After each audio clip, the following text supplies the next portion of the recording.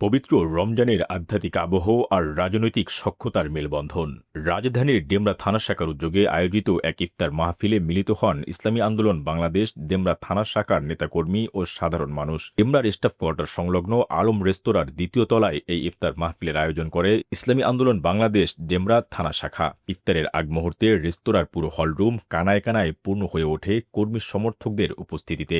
শুধু দোয়া বা ইফতার নয়, এই আয়োজনটি রূপ নেয় ডেমরা এলাকার দলীয় নেতাকর্মীদের এক সাংগঠনিক মিলনমেলায়। অনুষ্ঠানে প্রধান অতিথির বক্তব্যে ঢাকা মহানগর দক্ষিণের সহসভাপতি আলহাজ এস মোস্তফা কামাল বলেন, রমজান আমাদের ত্যাগের মাধ্যমে পরিশুদ্ধ হওয়ার শিক্ষা দেয়। সিয়াম সাধনার মাধ্যমে অর্জিত এই নৈতিক শক্তি পারে সমাজ থেকে শোষণ, দুর্নীতি ও বৈষম্য দূর করে এক ইনসাফপূর্ণ বাংলাদেশ গড়তে। তার মাহফিলে প্রধান মেহমান হিসেবে বক্তব্য রাখেন ঢাকা মহানগর দক্ষিণের সিনিয়র সহসভাপতি আলহাজ আলতাফ হোসেন। তিনি বর্তমান রাজনৈতিক মেরুকরণ বিশ্লেষণ করে জানান, ক্ষমতার অন্ধমোহ নয়, বরং মহান আল্লাহ তাআলার সন্তুষ্টির জন্য দেশ ও জনগণের সেবা করাই আমাদের রাজনীতির মূল দর্শন।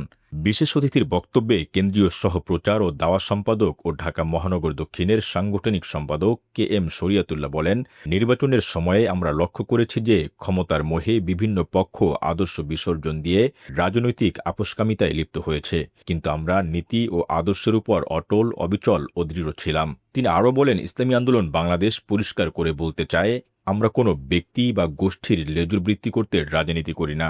আমরা রাজনীতি করি আল্লাহর জমিনে আল্লাহর দ্বীন প্রতিষ্ঠার জন্য। আর এই আদর্শিক আপোসহীনতাই হবে আগামীর রাজনীতির মূল চালিকা শক্তি।